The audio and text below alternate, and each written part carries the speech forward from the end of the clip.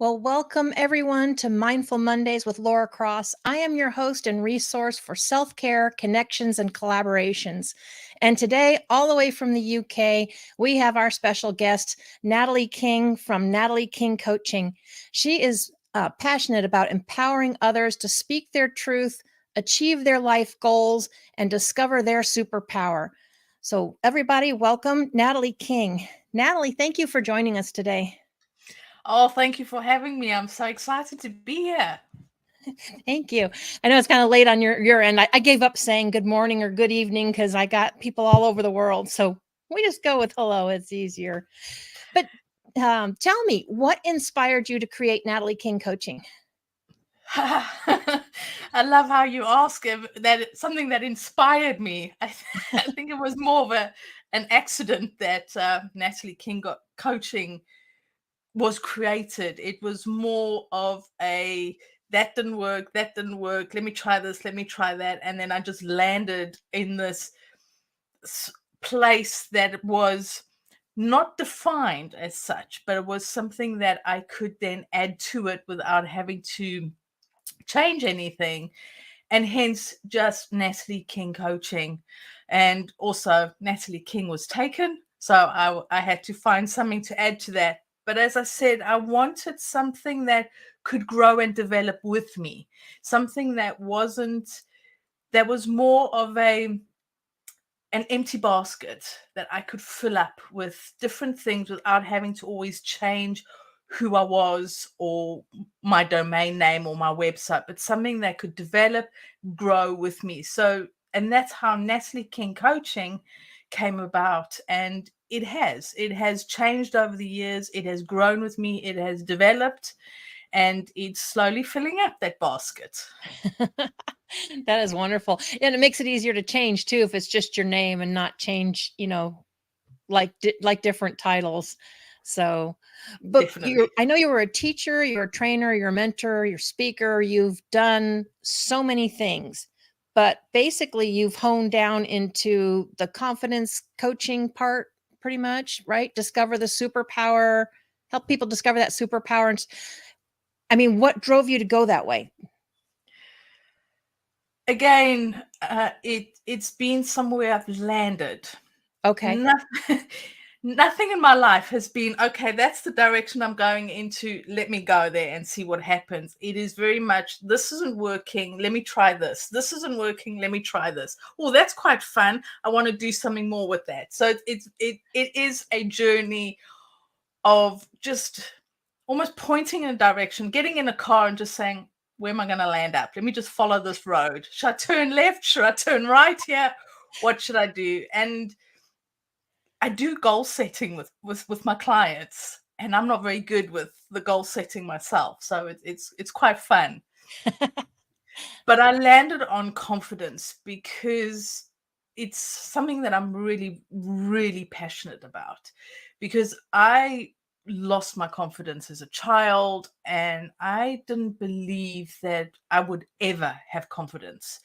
I then even lost the idea of confidence. Confidence was something that those people had or others would have. And it was one of those topics that was, I'm never going to have it, so I don't even want to know anything about it. And through this, should I go left, should I go right, and the journey that I started on in 2013, I did public speaking. And for somebody with no confidence, you start with public speaking. It's like there's the deep end, jump. I There's a was lot of going to say sharks that is around you. definitely diving into the deep end. There's a shark infested pool, go swim. you know, See if you survive or not. But but through that, I found a passion for public speaking. But I also found this really weird thing was happening inside of me. And it was confidence. And when I realized that, it was like, hang on a minute. What is this thing, confidence? What does it really mean? And why am I starting to feel a bit confident? Why am I starting to feel different? What is that? And I'm a very curious person. I love to learn. I love learning new things and new ideas. I'm very analytical. So I've got to understand something. So I really started to dig into what is confidence? Why do some people have it? Why don't other people have it? What is the actual meaning of it? And what's the use of it? Because let's be honest, it's not a physical thing. It's not like a pen I can pick up and then I can write with it. It's this confidence, just this, airy fairy topic that people talk about, but I can't see it, I can't smell it, I can't touch it. What is it? And this is what I wanted to understand. And the more I started to really look into confidence, the more I was like, I'm liking this topic. This is really beginning to stem my interest. I'm getting passionate about it. And the best thing for me was everybody can have it. Everybody can have it. It's true, but we often don't see it that way. I think you and I might have had some similar, journeys and thoughts there too, because never thought I would find myself, doing this, and but self care and self confidence, it just kind of all started coming together. Um, do you think self confidence means the same to everybody? No, I think confidence is different for everybody, and it's a different feeling, it's a different process, it's different experiences. And this is one thing that I do love about it. It's not a one size fits all. It's not like doing email marketing or designing a website that, these are the steps that you need to take. And this is something, again, that really piqued my interest, was because what I experience for confidence will be different from you and some of your audience. It is very different. And this is really what I love about it, and why I love working with my clients, because I don't know what they are. I know they're looking or wanting to develop their confidence, but where and how? And it is different. But just because it's different for everybody, it doesn't mean that everybody can't have it. They can. It just might be a slightly different journey or in a different way. And it might manifest itself differently for different people. And again, it is one of the things that I love about confidence. Yeah, and I love how you call it a journey, because to me, all of that self care, life, you name it, it's always a journey, because you're always learning. If you stop learning, to me, you stop growing. So, it's always some kind of a journey. You're always kind of evolving. But yeah. And so you go with the self-confidence. So when it's in the self-confidence coaching, do you have some tips and techniques, or, because I know you help them discover their superpower, but I think that has a lot to go with, what their confidence is. So one of the biggest tips that I always share with everyone and anyone who will listen is your body is very much connected to your confidence. And one of the things that you can do almost instantaneously is shift your body language. So let's talk about you going networking, or you've got a presentation to give, or you talking to a new client, or whatever it is. What's your body language? Are you sitting hunched like this, all folded in? Are you standing with your legs crossed, your arms crossed, and just closing yourself off? You're not going to feel very confident. You're not going to feel very empowered. But if you just sit up straight, shoulders back, or if you're standing, stand up straight, do the the superhero pose, hands on hips if you have to, legs slightly apart, and just stand up. Take a deep breath. How do you feel? Just that simple check in with your body. What is your body language saying about how you're feeling right now? And also, when you do straighten up, you clear you don't clear your lungs, but you give your lungs space to take in that air. Because if you hunch like this, they're just going to be a little bit, crammed up. But also, with helping with confidence and feeling empowered, is having that deeper breath. because when you're stressed and anxious, you start breathing really shallow. And then your brain is going, 90 miles an hour, and it's off, and it's, I can't do this, and all the negative things that it's thinking about. But all you do is straighten up and see how you feel. It takes a second to do that. And that's step one. Just put your body in the right frame of mind to help you then to get on with whatever it is that you need to get on with. Yeah, I've heard it referred to as like the Superman pose or the Wonder Woman pose. You just, it's not conceited. You just stand there. It's like, you'll actually feel it open up things. But like you were saying, it has to do with, breath too. How many times do we just kind of like this, and it doesn't really allow your breath to go all the way, down and through? Everybody's like, oh, I'm breathing. It's like, there's a difference between breathing and getting that breath, that comes Definitely. in. So yeah, I Definitely. think that's a wonderful place to start. I think, well, you mentioned it. Body language is, what do they say, 75%? It's a high percentage, really. So really, your body actually says more than what people hear you say, if I'm not And mistaken. when you're looking at somebody and you see their body language, how do you react to them? And you doing the same with your own body. How do you react when you all hunched up and feeling insecure? And the minute you might not feel confident straight away, but just project that confidence. And a really great book to read is a book by Amy Cuddy, Presence. And that really talks a lot about just having that idea of body language. It's look at the way you're sitting or you standing. Watch how other people sit and stand. Do you shuffle when you're walking? Do you shuffle and almost, hide behind? Or do you take nice big strides and, I'm here, I'm coming? You don't have to be aggressive about it, but just own your space that you're in. This is my space. Own it. Own your chair. Own the direction you're walking in, and you'll start to notice a difference, especially when you start to pay attention to, hang on a minute, I'm feeling hunched. Okay, let me straighten up. Let me see. Oh, yes, I'm starting to feel better. Now, I've been doing this for years, and I can give you all the theory around confidence. And there are times when I'm like, oh my God, I got to do that. Oh no, I can't do that. I won't do that. And it's like, hang on a minute. Shoulders back. Okay, now, how do I feel? Am I ready for this? Hell no. Okay, let me start again. And that's fine.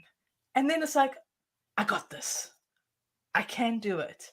And it's just your body telling your mind what you can do. And sometimes it's easier to tell your body what to do than it is to tell your mind what to do, because your mind has all these different thoughts that override the one that you're thinking, I can do this. No, you can't. I can do. No, you can't. Whereas your body is shoulders back, sit up straight, done. There's no, you can't do that, because Right. it doesn't argue with you. And this is why it's sometimes best is allow your body to help you to find your inner superhero. Yeah, I don't know about you, but no one's ever perfect with any of this stuff. There's often times where you might have got bad news or something, or you're tired and you just find yourself going like this. But I have certain people that I know that I've worked with for self-confidence, and if I like see their face or hear their name, it's like this instant trigger. It's like I realize I'm not sitting I'm not sitting up straight, and you're right. You can change your whole feeling, your bodies, your emotions. Yeah, it's really kind of fascinating how that works. Is there anything that's like specifically a trigger for you, or that keeps you reminded that how you're not doing what you know, you're not practicing what you preach. Let's put it that way. Well, somebody once said to me, or I've heard it many times, and I'm sure you've heard it, and I'm sure some of your audience has heard it. You teach what you need to learn. And this is so true for me, is I needed to learn confidence. And I still do. I'm still on a confidence journey. I have days where I'm like, yeah, I got this, I can do it. And there's other days where like, this isn't happening. This isn't going to work. But at the end of the day, we're human, and that's okay. It's okay to not be confident 24/7. It's fine. But it's finding that those moments when you need to be confident is having those tools in your toolbox to help you through that moment of questioning or insecurities or anxiety or whatever it is. For me, it's just there's no specific one thing that will necessarily trigger me to lose my confidence. It could just be maybe I haven't had a good night's sleep. It could just be somebody's wound me up, or my neighbor usually.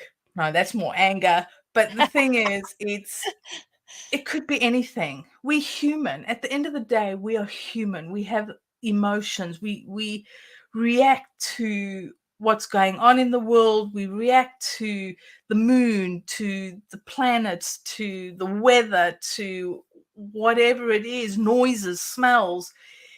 And this is great. And this is part of why I love confidence so much, because it almost, well, not almost, but it allows you to be human with all your frailties and your emotions and work through them.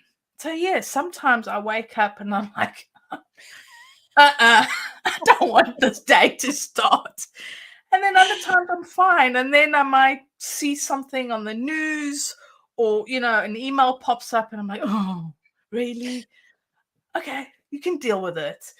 Yeah. There's delete and the turn off button. Yes, definitely. But it could also, sometimes it's just a smell, or, the sun shines. I'm like, yes, great. Especially here in the UK. We don't get that much sunshine. It's mostly gray. Or it's like the morning is beautiful and sunny, and then the afternoon starts to get gray and miserable and windy. And you think, oh, really? So it's just be human with it. Allow it to happen. And just know that sometimes you're going to feel it, sometimes you're not. And that's okay, as long as you're going 2 steps forward and not 2 steps back. Right. It's So is just that about, what you refer to? Because I've heard you say humanness before. So is that what you mean by the humanness part? yes, embrace your humanness. And I like to think I made up that word, but I don't think so. I think it's been around for a while, but it is about that humanness inside us, that uniqueness, that is inside of each and every one, and to reconnect with that humanness, to just allow yourself to be you. Yeah, exactly. Be yourself. Know that you're enough. You make a difference. Mhm. So I always like creating those judgment-free, spaces, because I think when you get all that judgment and all the negative bombardment, it really can take a toll on your self-confidence and really affect you. Definitely, definitely. And there's so much negativity in the world. I mean, you go on social media, you go on the news, you turn on the TV, wherever you go out, just outside your front door, and you're getting somebody bellowing at you. You go shopping. I don't know what it's like in the States, but here in the UK, some people are really aggressive, just going down the shopping aisle. It's like, okay. So you can get bombarded by a lot of negativity, a lot of aggression, a lot of anger. And it's just finding that space inside of you to not necessarily react, because it's not about you, it's them. But quite often is we want to react to it. Or it might just be me that I want to hit somebody when they're ramming with their No, trolley. it's a lot of people, but I've also learned, I think a lot of times, I'm not sure if I can put this in the right words, but normally when people react or they get judgmental or they have a problem, it's either because they're seeing something that they wish they could do or had the courage to do, or they see something in themselves, that they don't like. There's a Mhm. way to put that, but I think you know what I'm getting at. Yeah, it's like you said, the reflection. It's seeing something, and it is it's tough at the moment. Life is not easy at the moment, wherever you are. It's not easy. The last 3 years have been a, phew, that's all I'm going to say is, phew.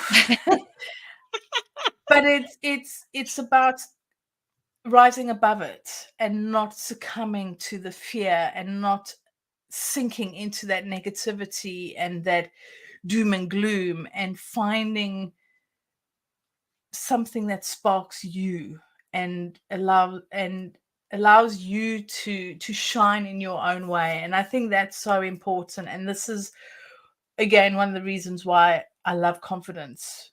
I don't know if you noticed, but I really do love confidence. The topic confidence. Just a little. And but when you start to feel that, you start to notice things differently. You start to see the more positive, or find the right people to be with, or say yes to opportunities. Because it's not just about right here, right now, but it's what are you projecting and what are you receiving as well. And this is something that, again, it just helps you to step more into who you are. I mean, 10 years ago, if somebody said you're going to be on Laura Cross's TV show, I would have yeah, right. No, that would never have happened. 10 years ago, if somebody said Laura Cross was going to have a TV show, I would have told you, yeah, it ain't happening. I know you have a lot more tips and stuff to share with us. We do need to take a quick break from our sponsors, and we'll be right back. And we're going to go into even more about the self-confidence and some of those changes and stuff we feel in tips. So we will be right back.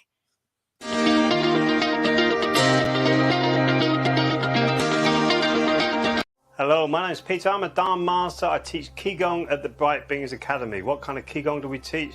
Well, it helps you to get your mind into your body and your breath very quickly. We really start off with quite quick movements to help cater for the busy Western mind, coming into stretching out the meridians, waking up the chakra system and the danjons, coming into Jigan meditation, which helps you to really focus on the energy in and around your body, bringing you into that beautiful calm state where you can sit and meditate really easily, whereas maybe before you found it really difficult. So Qigong at the Bright Beings Academy will help you get more in touch with yourself. Relief for PTSD, anxiety, pain, insomnia, and many other ailments. Introducing Vibe, the world's only pocket PEMF device. You place in your pocket while cooking, cleaning, relaxing, watching TV, sitting at your computer, reading, or walking. Self-contained standalone device. No drugs. No other phone or Bluetooth connections required. No monthly subscription fees. No apps to download. No Bozone. The future of medicine is in the frequencies. Come join the revolution. Hi, I'm Bobby Aldridge with BAM Metrics. There are so many programs out there that measure your swing speed, sets, reps, your BMI, your body fat. But the one thing they're not measuring that's so essential is mobility. Mobility is the key. If you're measuring your mobility, your performance will get better and you will reduce your pain. I created BAM Metrics to make it easy for people to repeat the exercises so they could do it properly at home on their own.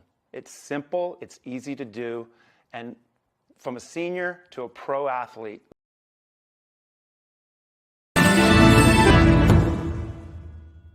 Hi there, I'm Dawn Livingston, your host on the Transcend and Succeed show. Join me Fridays at 2 p.m. Central for limitless inspiration and ways to help you transcend your limitations. Tune into the Achieve TV network and the Voyage to Vitality channel. Transcend and Succeed show, right here on A360 TV.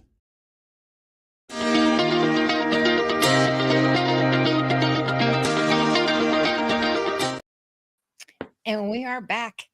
Natalie, yeah, you were talking about that self-confidence, about, giving you that different feeling. So maybe discuss some of the feelings and how that relates to getting people to speak their truth and achieve their life goals. How does all that fit in together? So one thing with confidence for me, and this is something that I've noticed personally, and I've noticed it with my clients who I work with, is it's here. it's something that happens here in your, I don't know, your heart, or just in the middle of your body, or whatever it is. but it gives you the opportunities to maybe say yes to things, or you start to want to do more. You start to want to stretch that comfort zone that you've got into. You might even do things that you never thought you would do, join a class or learn a new language or something random that you would never have thought about doing. And it's very different for people, and it could even be that you've done something, let's say driving, that you can drive and you go from A to B, but you've never been a confident driver. And just by starting to really tap into your, I call it your superpower, your inner superpower that everybody has of confidence, you might become a confident driver. And it can happen with anything. It can be with writing. It can be with learning new skills. And through this, new opportunities arise. So what starts to happen is you start to dream. You start to think, I want a bigger house. I want a better job. I want to have my own business. I want to travel the world. I want to go volunteer somewhere. I want to learn to knit. I want to learn a different language. And you start to want more for yourself. And as you grow your confidence, you'll start to want to get those things for yourself. So whether it's the holiday or whether it's a job or whether it's starting your own business, you'll find ways to do it. And then you'll want more, and then you'll stretch your comfort zone, and then you will become more confident at other things, and then you will stretch your comfort zone, and then you'll want more. And it's like a snowball effect. It will start small, and as it rolls down the hill, it just gets bigger and bigger and bigger. And this is what confidence does. And as I said, previously, is you might not feel confident 24/7. But when you're not feeling confident and having those moments of not feeling confident, it's a moment.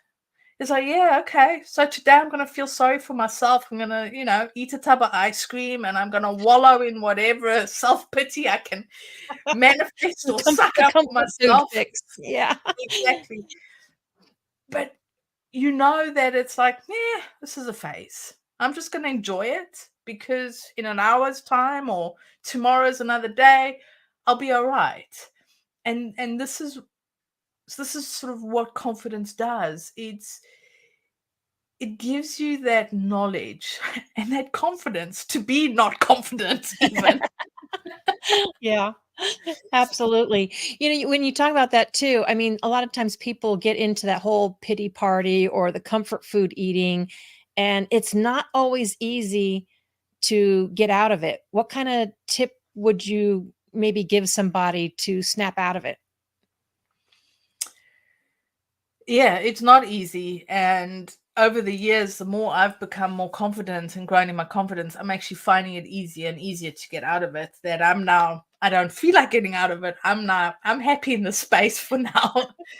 But it's focusing on what you've achieved. It's focusing on how far you've come on your journey.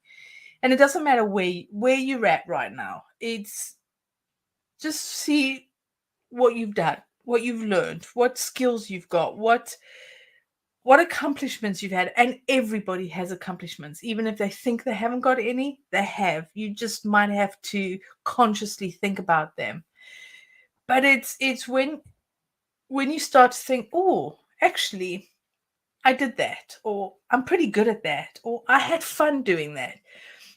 And when you look at that, and then you start to think, what am I grateful for? I know this whole gratitude and, writing gratitude journals and everything. We hear these words a lot, be grateful, be positive.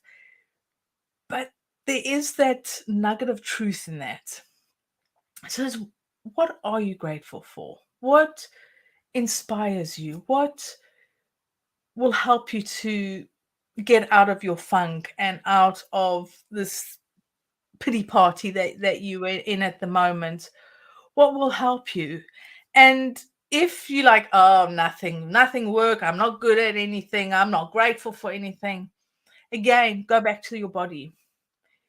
take your body for a walk, change the scenery, go outside, smell the fresh air, have the wind in your face, or even if it's raining, have the rain on you, and just change your scenery. And that can be enough to get you into a different frame of mind. Whereas if you just sit on the couch and you binge watching something on Netflix or whatever, and you just keep going in, and you're not able to, with your mind, get you out of it, then use your body. Take your body for a walk. Yeah.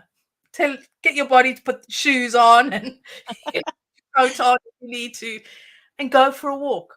The great thing is, if you've got dogs like we have, they're always up for a nice walk. or the playtime, which is in the vocabulary too. It's very Exactly. toy and food motivated, so it's like whoop, off we go.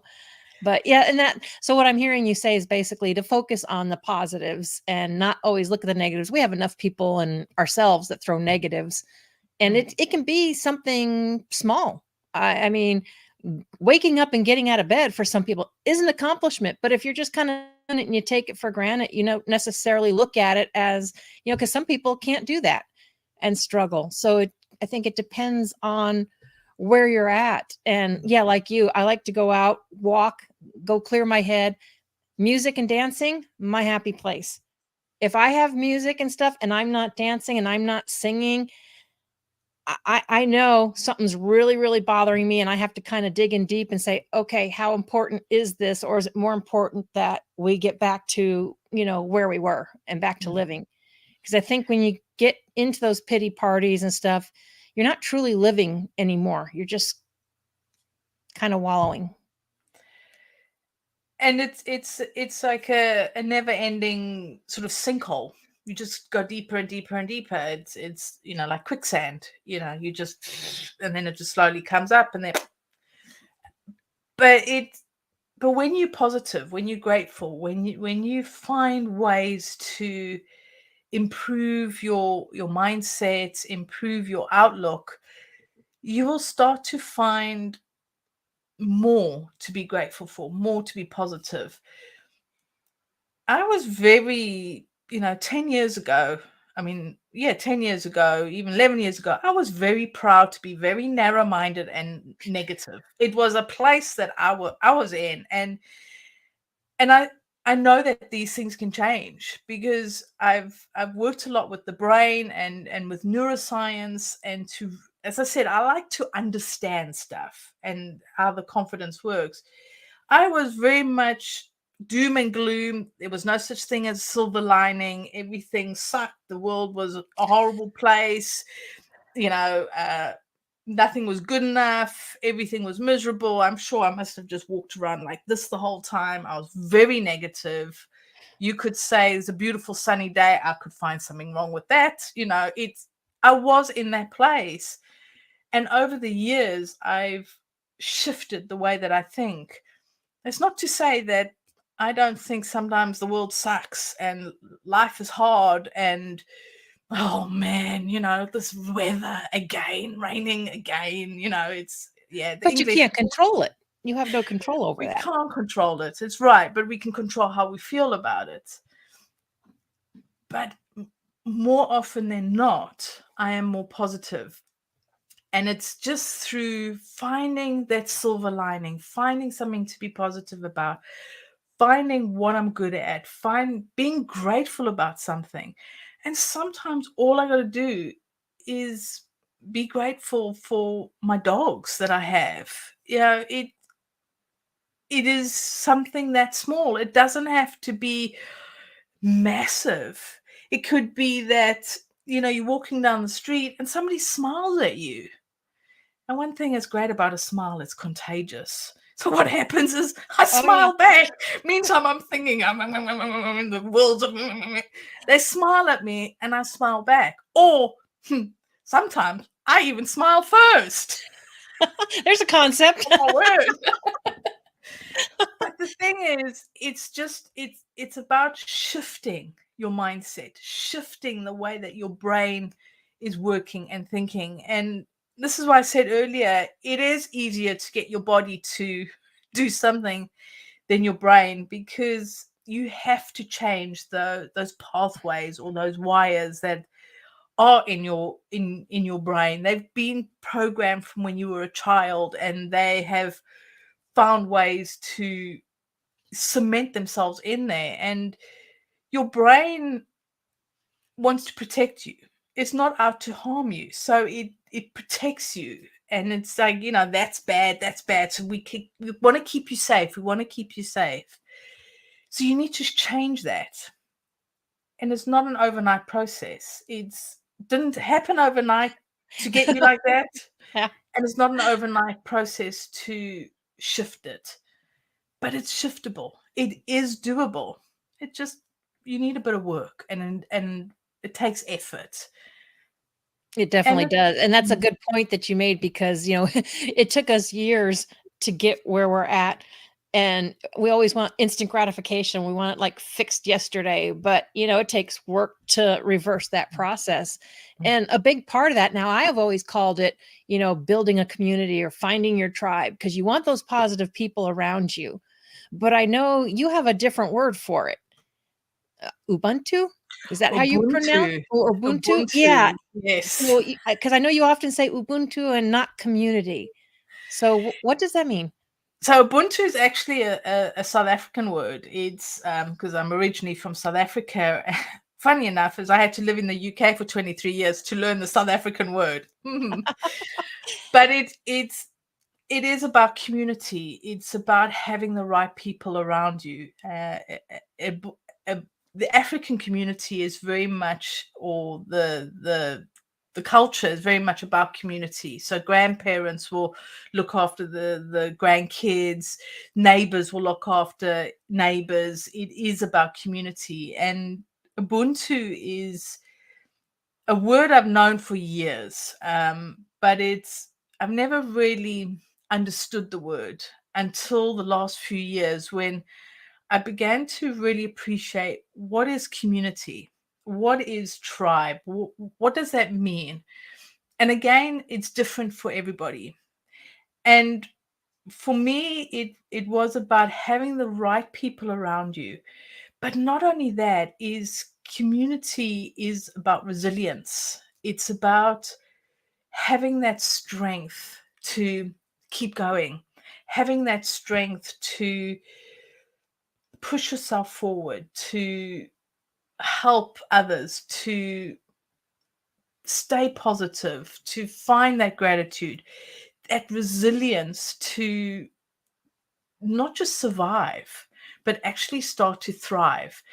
And this is for me what Ubuntu meant, is having the right people around you who will push you when you need to be pushed, who will support you when you need support, who will motivate you, who inspire you, whatever it is that you need. And it could be family, it could be total strangers. You and I are in the same sort of membership group. I mean, that's how we met.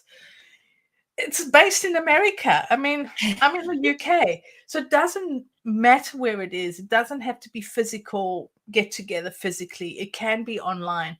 But it's finding those right people who just make you want to almost become a better person. And that for me is what Ubuntu means, is building that community around that when things are tough, there's that reserve in you that can keep going and know that you're going to be okay coming out. And it's so Ubuntu and resilience for me are very closely connected. That's for me, because I find those two really close. But Ubuntu is basically community. Okay. Yeah, I was curious. I know I've heard you use the term before, and I never had a chance really to ask you. So you would say confidence and resilience then really kind of connect to each other? Definitely. It's something that the confidence will help the resilience, and the resilience will help the confidence. And the more confident you are, the more you will start to build your resilience. And the more resilient you are, the more you'll start to build your confidence. So they are very nicely intertwined, but they don't necessarily, you don't work on them doing the same things. They don't necessarily have the same tips or the same tools to work on them. So you've almost got to work on the one and then work on the other, or work on them together separately. But as, for example, sit up straight or stand up straight, take a deep breath. That's great for the confidence, but it's not necessarily for the resilience. So for the resilience is more the community, is having those people around you. Because when you have that community around you and you build that support, and you do need the physical as well, is you then start to have oxytocin, which then stops the loneliness. Because as we all know, loneliness is almost a killer. It's you can fall ill when you're really lonely. Whereas if you're not that lonely and you're resilient and you've got that community, you will start to thrive. And the last 3 years, loneliness has become an epidemic on its own. And so when you build your community and you start to really have the right people around you, you start to build resilience. And then the resilience also helps to combat with the loneliness. And then when you start to combat the loneliness and you are having the right community, then you will start to build on the confidence, but you will then start to find different opportunities that you can maybe bring to your community. So they do intertwine, but you can't just do one thing and you tick both boxes. No, they each have their own box to tick. Yeah, they do. And I don't know about you, but I've found the more I learn about self-care, self-confidence, it doesn't seem to matter. I used to always kind of look at things like, black or white, right or wrong, but it's really all gray. There is no right or wrong because we're all different. And yeah, those communities are huge, especially, when you're talking about resilience. I remember when my husband passed away 18 years ago, and then my grandma wound up in the hospital, and there was some news thing on there about people that actually died of heartbreak. There was nothing ever wrong with them, but they died of heartbreak. And I remember my mom getting a hold of me and saying, "Don't you be dying on me." I'm like, I was just like, what? It wasn't even really kind of a thought in my head. I'm not saying I didn't have my own, anxieties and depressions and stuff to get through, but yeah, it's having that right support and resilience. And I love building the communities, or the, like you said, the Ubuntu, and having like-minded people to support. I mean, we all need that. I always think we could do more together, than by ourselves. We are very powerful as a collective, dare I use that word, but we are more powerful as a group than we are as individuals. And the thing is community is different for everybody. Some people, it might be family. I know somebody who's in my community, she's very much about physical community. She's not a fan of online with anything, and that's fine. She's building her community near her where she is. So so it's very physical. And some people, it's all about online, and some it's a combination. Some it's more family, some it's more others that are not family. So community can be a community of 5, or can be a community of 500. It doesn't matter. And you can be part of different communities. So as I said, you and I are in a community together that is run by Gary, who has a wonderful community, and we pop into there. I have my own community, but I am also part of other people's community because that suits me. But it's again, it's like confidence. What works for you?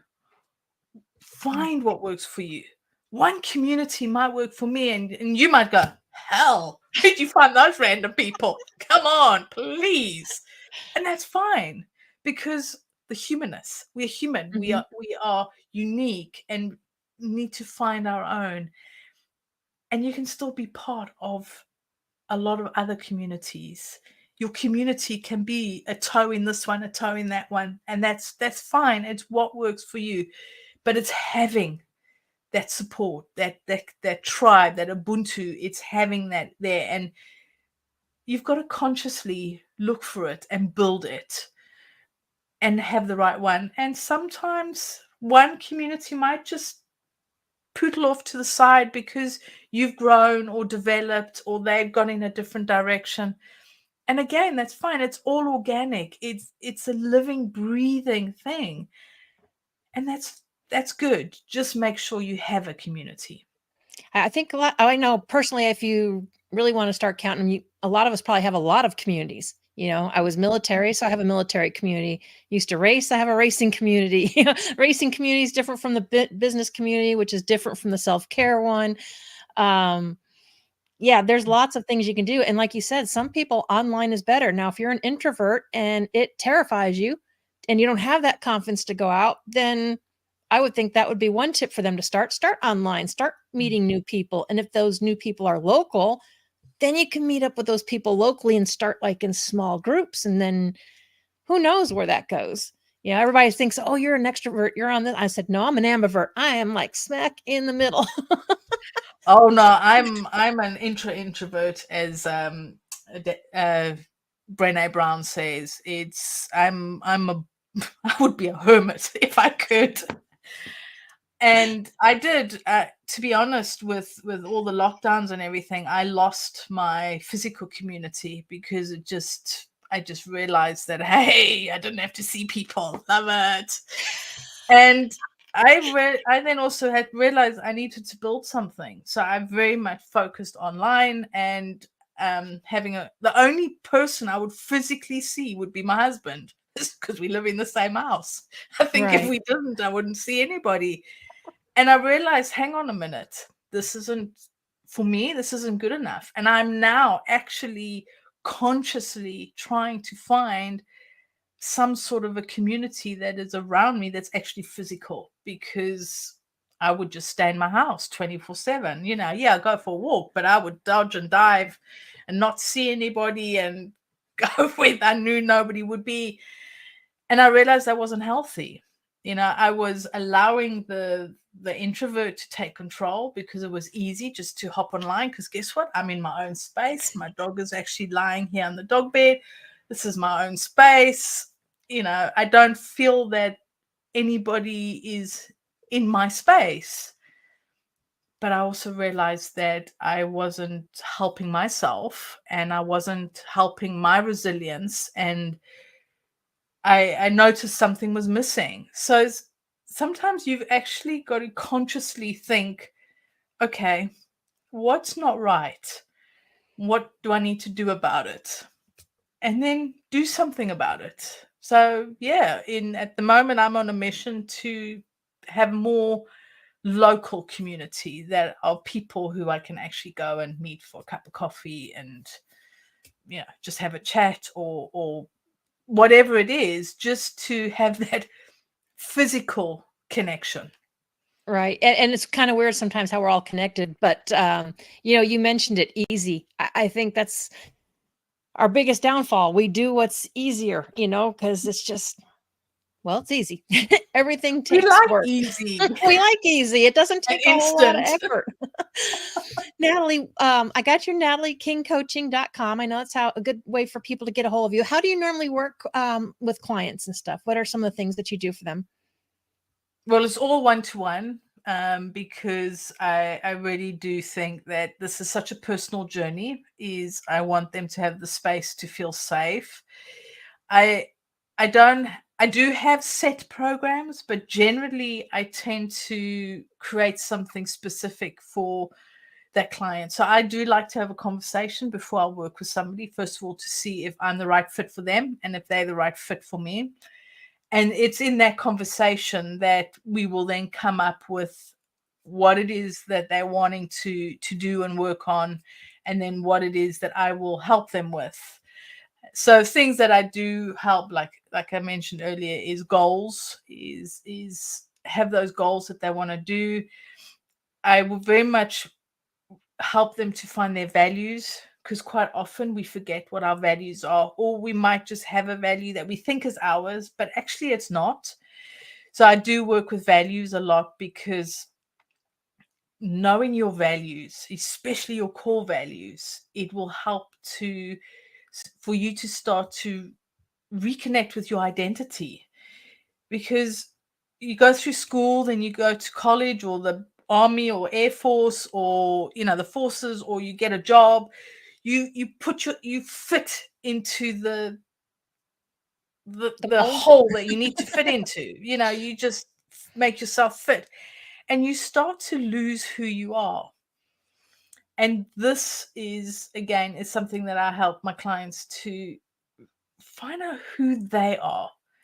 Who is that person inside? Just like peeling an onion. It's not a very nice vegetable to talk about, but it's a great one for examples, because we'll slowly peel off the layers until you get to that core, which is always a diamond in that onion. And it's finding, who am I? What are my values? And when you start to know that, you start to learn, you start to know what it is that you're wanting to create in your life. You'll start to know who you want to hang out with. And sometimes it could be just realizing that the job you've got doesn't align with your values. So, well, no wonder you've been so, disjointed and disconnected with yourself. And it could even be that the business you've started, because you started it out of desperation, or just because you're good at those things. So you started that business and you're thinking, this doesn't fit with me anymore. What can I do to make my business fit me? So it is very much about getting back to the core of who that person is. And that's what I do is there's a lot of different ways of doing it. It's helping them to shift, create those new wires in their brains and whatever it is that they need. But those are essentially the biggest things that I work with. Absolutely. We have a couple of minutes left, and I know you have a wonderful podcast that I was honored to be a guest on. Would you like to tell everybody about your podcast and how they can find you for the podcast? So this is a very much a passion project of mine and a friend of mine. We were actually friends, and we created the podcast of Into Your Life podcast. You can find us on Apple and Spotify and on YouTube now. We are now officially on YouTube. And it is about having more life in one's life. It's just, we share our journeys and our experiences, and we get wonderful guests like yourself who come on and share their journeys and their wisdom. And it's just, the aim of it is to have more life in one's life. Absolutely. Well, I want to thank you, Natalie, for taking the time to join us today. And everybody, if you need to discover your superpower and you need to work on your self-confidence, then make sure to reach out to Natalie. All of her info will be in the comments as well. But I want to thank you guys all for joining us today. We have a whole lineup of amazing guests for you. So I would like to invite you to click subscribe, turn on the notifications to the Mindful Mondays with Laura Cross YouTube channel, and then you can get caught up on the previous guests and you won't ever have to miss another episode. But thanks again for watching, and we'll see